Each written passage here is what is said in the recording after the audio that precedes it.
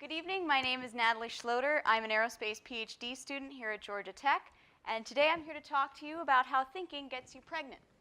When I was 5 years old, my mother told me that I was about to get a little brother or sister. This was the apparent answer to my inquiry as, "Mom, why are you getting so fat?" I observed, and you will see in the diagram here, that the volume of mommies increased exponentially over time. I was told that these trends were going to continue until the end result of a baby is achieved. I'm getting a little brother or sister, so Mom is going to get fat.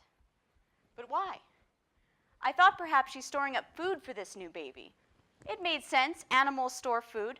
Perhaps squirrels somehow came into this formulation. But this really didn't feel right. I needed to understand why.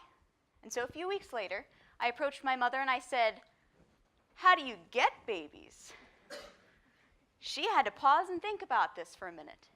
And then she looked at me and she said, "Well, when you're older and you're married and you think about them, you get them." Oh. I returned to my laboratory to think on this new information. I had done my homework. I had consulted an expert in her field, because not only was my mother a mother, had had a baby before, was currently pregnant, and presumably knew what she was doing. To get a baby, you have to be older than 5, and married, that one's in all caps, and thinking about babies. But I had yet to factor in my own experimental observations. Being the oldest child in our family, I knew that only old people got married. And according to television, you don't need to be married to have a baby. So if the only reason you need to be old is to be married, but you don't need to be married to have a baby, then that really only leaves one thing: thinking about them. And I realized with startling clarity that I too fell into this category of women in our household who could possibly maybe have a baby simply by following this one step of thinking about them. And that was horrifying because I was 5. I had other things to do. Caterpillars don't catch themselves. And so this led to my theory of thinking about babies gets you a baby. And I'll admit, this seems rather extreme, but it made a lot of sense that no one had said any of this to me before. Because had I thought about babies, I would have had a baby, even if I didn't want a baby, because up until 5, I had never been successful about not thinking about something I wasn't supposed to think about. I had to investigate further. The truth needed to be found, even at the risk of possibly, accumulating a family before finishing pre-K. I compared this theory to everything I knew about babies. Babies are small. Babies are presumably human, not squirrels. Old theory out. They grow, and their food is housed inside of fat mommies, which we currently have in our house. Okay, thinking about babies gets you a baby. Very stressful at 5. But you know what? That's why society needs science.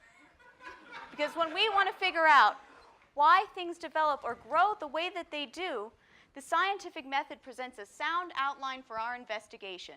And it's very similar to my thought process at 5 years old, and it's a way in which scientists have figured out the machinations of our natural world for hundreds of years.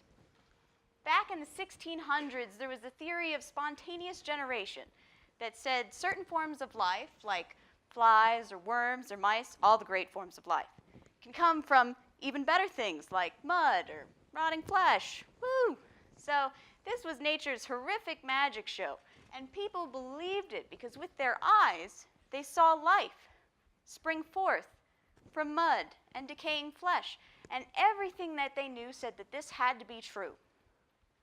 It wasn't until 1668 when Francesco Redi proved that rotting meat separated from adult flies did not yield maggots. Eventually, Louis Pasteur proved that living things could only come from living things when he showed that microorganisms could grow in sterilized broth only if that broth was exposed to reproductive cells or spores in the air. People were able to develop these theories, and as scientists gathered more information, we were able to evolve. We were able to take this information, understand our world, and keep moving forward. Science is not just the evaluation or memorization of facts, but it's a foundation that allows us to explore our natural world. Obviously, the theories I came up with at the age of 5 regarding human conception was wrong, but not a whole lot more fantastical than the idea that life could suddenly spring forth from anywhere. I keep pretty good company. I had wrong ideas because I was working with the wrong information. 500 years ago, we thought the Earth was the center of the solar system, and since that time, we've learned to fly, we've landed on the moon, and we've eradicated hundreds of diseases. Science is humanity's big adventure. It fosters curiosity and helps to propel us forward. Because without science, we're all going to be 5-year-olds sitting in our bedrooms, wondering where babies come from. Thank you for your time.